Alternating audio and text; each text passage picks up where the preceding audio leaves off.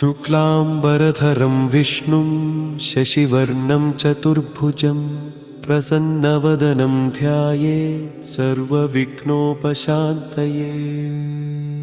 शुक्लांबरधरं विष्णुं शशिवर्णं चतुर्भुजं प्रसन्नवदनं ध्यायेत् सर्वविघ्नोपशान्तये। शुक्लांबरधरं विष्णुं शशिवर्णं चतुर्भुजं प्रसन्नवदनं ध्यायेत् सर्वविघ्नोपशान्तये। शुक्लांबरधरं विष्णुं शशिवर्णं चतुर्भुजं प्रसन्नवदनं ध्यायेत् सर्वविघ्नोपशान्तये।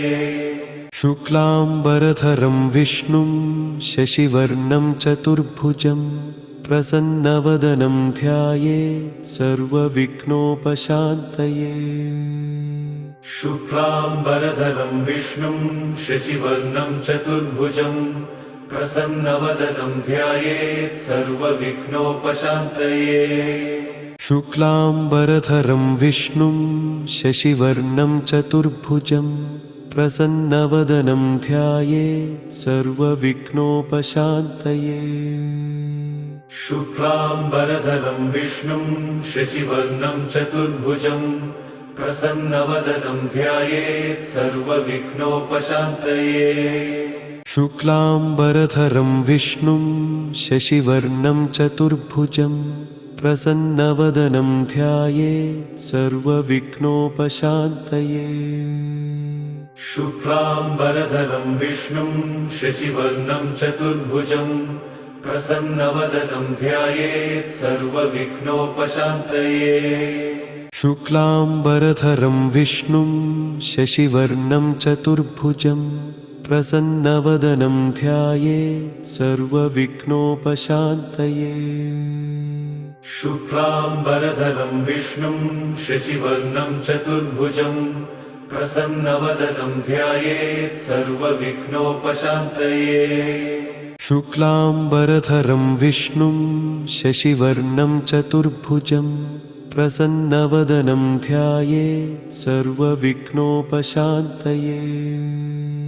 शुक्लांबरधरं विष्णुं शशिवर्णं चतुर्भुजं प्रसन्नवदनं ध्यायेत् सर्वविघ्नोपशान्तये। शुक्लांबरधरं विष्णुं शशिवर्णं चतुर्भुजं प्रसन्नवदनं ध्यायेत् सर्वविघ्नोपशान्तये। शुक्लांबरधरं विष्णुं शशिवर्णं चतुर्भुजं प्रसन्नवदनं ध्यायेत् सर्वविघ्नोपशान्तये।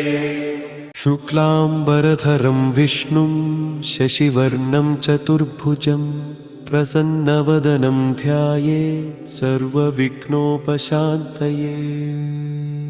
शुक्लांबरधरं विष्णुं शशिवर्णं चतुर्भुजं प्रसन्नवदनं ध्यायेत् सर्वविघ्नोपशान्तये। शुक्लांबरधरं विष्णुं शशिवर्णं चतुर्भुजं प्रसन्नवदनं ध्यायेत् सर्वविघ्नोपशान्तये। शुक्लांबरधरं विष्णुं शशिवर्णं चतुर्भुजं प्रसन्नवदनं ध्यायेत् सर्वविघ्नोपशान्तये। शुक्लांबरधरं विष्णुं शशिवर्णं चतुर्भुजं प्रसन्नवदनं ध्यायेत् सर्वविघ्नोपशान्तये। शुक्लांबरधरं विष्णुं शशिवर्णं चतुर्भुजं प्रसन्नवदनं ध्यायेत् सर्वविघ्नोपशान्तये। शुक्लांबरधरं विष्णुं शशिवर्णं चतुर्भुजं प्रसन्नवदनं ध्यायेत् सर्वविघ्नोपशान्तये। शुक्लांबरधरं विष्णुं शशिवर्णं चतुर्भुजं प्रसन्नवदनं ध्यायेत् सर्वविघ्नोपशान्तये। शुक्लांबरधरं विष्णुं शशिवर्णं चतुर्भुजं प्रसन्नवदनं ध्यायेत् सर्वविघ्नोपशान्तये। शुक्लांबरधरं विष्णुं शशिवर्णं चतुर्भुजं प्रसन्नवदनं ध्यायेत् सर्वविघ्नोपशान्तये। शुक्लाम्बरधरं विष्णुं शशिवर्णं चतुर्भुजं प्रसन्नवदनं ध्यायेत् सर्वविघ्नोपशान्तये। शुक्लाम्बरधरं विष्णुं शशिवर्णं चतुर्भुजं प्रसन्नवदनं ध्यायेत् सर्वविघ्नोपशान्तये। शुक्लाम्बरधरं विष्णुं शशिवर्णं चतुर्भुजं प्रसन्नवदनं ध्यायेत् सर्वविघ्नोपशान्तये। शुक्लाम्बरधरं विष्णुं शशिवर्णं चतुर्भुजं प्रसन्नवदनं ध्यायेत् सर्वविघ्नोपशान्तये। शुक्लाम्बरधरं विष्णुं शशिवर्णं चतुर्भुजं प्रसन्नवदनं ध्यायेत् सर्वविघ्नोपशान्तये। शुक्लाम्बरधरं विष्णुं शशिवर्णं चतुर्भुजं प्रसन्नवदनं ध्यायेत् सर्वविघ्नोपशान्तये। शुक्लाम्बरधरं विष्णुं शशिवर्णं चतुर्भुजं प्रसन्नवदनं ध्यायेत् सर्वविघ्नोपशान्तये। शुक्लाम्बरधरं विष्णुं शशिवर्णं चतुर्भुजं प्रसन्नवदनं ध्यायेत् सर्वविघ्नोपशान्तये। शुक्लाम्बरधरं विष्णुं शशिवर्णं चतुर्भुजं प्रसन्नवदनं ध्यायेत् सर्वविघ्नोपशान्तये। शुक्लाम्बरधरं विष्णुं शशिवर्णं चतुर्भुजं प्रसन्नवदनं ध्यायेत् सर्वविघ्नोपशान्तये। शुक्लाम्बरधरं विष्णुं शशिवर्णं चतुर्भुजं प्रसन्नवदनं ध्यायेत् सर्वविघ्नोपशान्तये। शुक्लाम्बरधरं विष्णुं शशिवर्णं चतुर्भुजं प्रसन्नवदनं ध्यायेत् सर्वविघ्नोपशान्तये। शुक्लाम्बरधरं विष्णुं शशिवर्णं चतुर्भुजं प्रसन्नवदनं ध्यायेत् सर्वविघ्नोपशान्तये।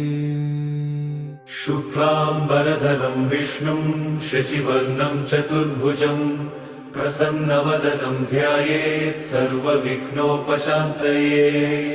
शुक्लाम्बरधरं विष्णुं शशिवर्णं चतुर्भुजं प्रसन्नवदनं ध्यायेत् सर्वविघ्नोपशान्तये। शुक्लाम्बरधरं विष्णुं शशिवर्णं चतुर्भुजं प्रसन्नवदनं ध्यायेत् सर्वविघ्नोपशान्तये। शुक्लाम्बरधरं विष्णुं शशिवर्णं चतुर्भुजं प्रसन्नवदनं ध्यायेत् सर्वविघ्नोपशान्तये।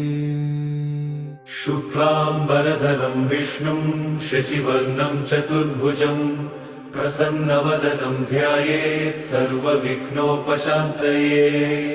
शुक्लाम्बरधरं विष्णुं शशिवर्णं चतुर्भुजं प्रसन्नवदनं ध्यायेत् सर्वविघ्नोपशान्तये। शुक्लाम्बरधरं विष्णुं शशिवर्णं चतुर्भुजं प्रसन्नवदनं ध्यायेत् सर्वविघ्नोपशान्तये। शुक्लाम्बरधरं विष्णुं शशिवर्णं चतुर्भुजं प्रसन्नवदनं ध्यायेत् सर्वविघ्नोपशान्तये। शुक्लाम्बरधरं विष्णुं शशिवर्णं चतुर्भुजं प्रसन्नवदनं ध्यायेत् सर्वविघ्नोपशान्तये। शुक्लाम्बरधरं विष्णुं शशिवर्णं चतुर्भुजं प्रसन्नवदनं ध्यायेत् सर्वविघ्नोपशान्तये। शुक्लाम्बरधरं विष्णुं शशिवर्णं चतुर्भुजं प्रसन्नवदनं ध्यायेत् सर्वविघ्नोपशान्तये। शुक्लाम्बरधरं विष्णुं शशिवर्णं चतुर्भुजं प्रसन्नवदनं ध्यायेत् सर्वविघ्नोपशान्तये। शुक्लाम्बरधरं विष्णुं शशिवर्णं चतुर्भुजं प्रसन्नवदनं ध्यायेत् सर्वविघ्नोपशान्तये। शुक्लाम्बरधरं विष्णुं शशिवर्णं चतुर्भुजं प्रसन्नवदनं ध्यायेत् सर्वविघ्नोपशान्तये। शुक्लाम्बरधरं विष्णुं शशिवर्णं चतुर्भुजं प्रसन्नवदनं ध्यायेत् सर्वविघ्नोपशान्तये। शुक्लाम्बरधरं विष्णुं शशिवर्णं चतुर्भुजं प्रसन्नवदनं ध्यायेत् सर्वविघ्नोपशान्तये। शुक्लाम्बरधरं विष्णुं शशिवर्णं चतुर्भुजं प्रसन्नवदनं ध्यायेत् सर्वविघ्नोपशान्तये। शुक्लाम्बरधरं विष्णुं शशिवर्णं चतुर्भुजं प्रसन्नवदनं ध्यायेत् सर्वविघ्नोपशान्तये। शुक्लाम्बरधरं विष्णुं शशिवर्णं चतुर्भुजं प्रसन्नवदनं ध्यायेत् सर्वविघ्नोपशान्तये। शुक्लाम्बरधरं विष्णुं शशिवर्णं चतुर्भुजं प्रसन्नवदनं ध्यायेत् सर्वविघ्नोपशान्तये। शुक्लाम्बरधरं विष्णुं शशिवर्णं चतुर्भुजं प्रसन्नवदनं ध्यायेत् सर्वविघ्नोपशान्तये। शुक्लाम्बरधरं विष्णुं शशिवर्णं चतुर्भुजं प्रसन्नवदनं ध्यायेत् सर्वविघ्नोपशान्तये। शुक्लाम्बरधरं विष्णुं शशिवर्णं चतुर्भुजं प्रसन्नवदनं ध्यायेत् सर्वविघ्नोपशान्तये। शुक्लाम्बरधरं विष्णुं शशिवर्णं चतुर्भुजं प्रसन्नवदनं ध्यायेत् सर्वविघ्नोपशान्तये। शुक्लाम्बरधरं विष्णुं शशिवर्णं चतुर्भुजं प्रसन्नवदनं ध्यायेत् सर्वविघ्नोपशान्तये। शुक्लाम्बरधरं विष्णुं शशिवर्णं चतुर्भुजं प्रसन्नवदनं ध्यायेत् सर्वविघ्नोपशान्तये। शुक्लाम्बरधरं विष्णुं शशिवर्णं चतुर्भुजं प्रसन्नवदनं ध्यायेत् सर्वविघ्नोपशान्तये। शुक्लाम्बरधरं विष्णुं शशिवर्णं चतुर्भुजं प्रसन्नवदनं ध्यायेत् सर्वविघ्नोपशान्तये।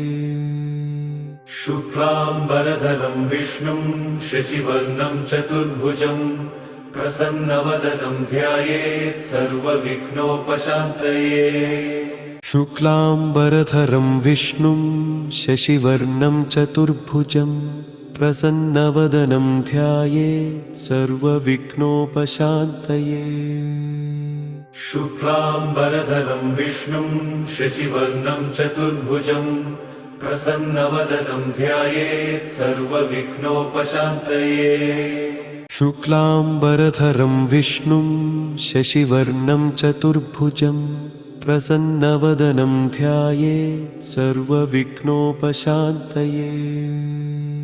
शुक्लाम्बरधरं विष्णुं शशिवर्णं चतुर्भुजं प्रसन्नवदनं ध्यायेत् सर्वविघ्नोपशान्तये।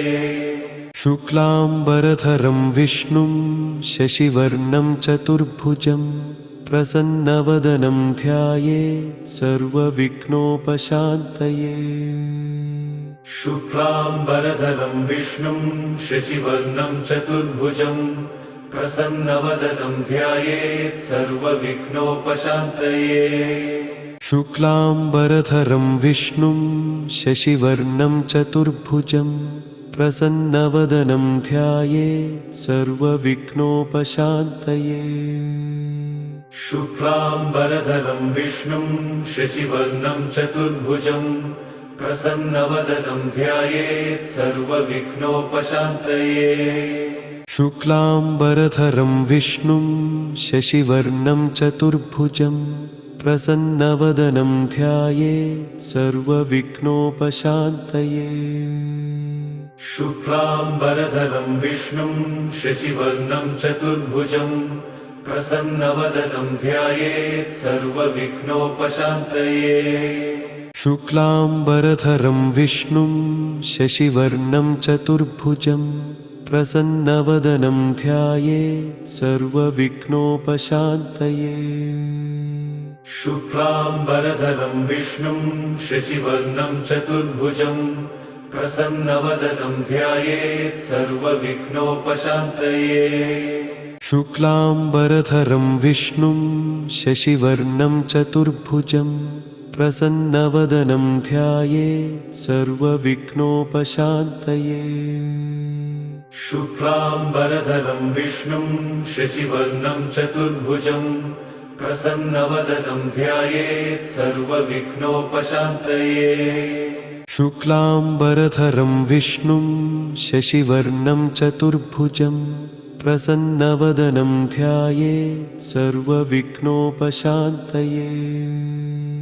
शुक्लाम्बरधरं विष्णुं शशिवर्णं चतुर्भुजं प्रसन्नवदनं ध्यायेत् सर्वविघ्नोपशान्तये। शुक्लाम्बरधरं विष्णुं शशिवर्णं चतुर्भुजं प्रसन्नवदनं ध्यायेत् सर्वविघ्नोपशान्तये। शुक्लाम्बरधरं विष्णुं शशिवर्णं चतुर्भुजं प्रसन्नवदनं ध्यायेत् सर्वविघ्नोपशान्तये। शुक्लाम्बरधरं विष्णुं शशिवर्णं चतुर्भुजं प्रसन्नवदनं ध्यायेत् सर्वविघ्नोपशान्तये।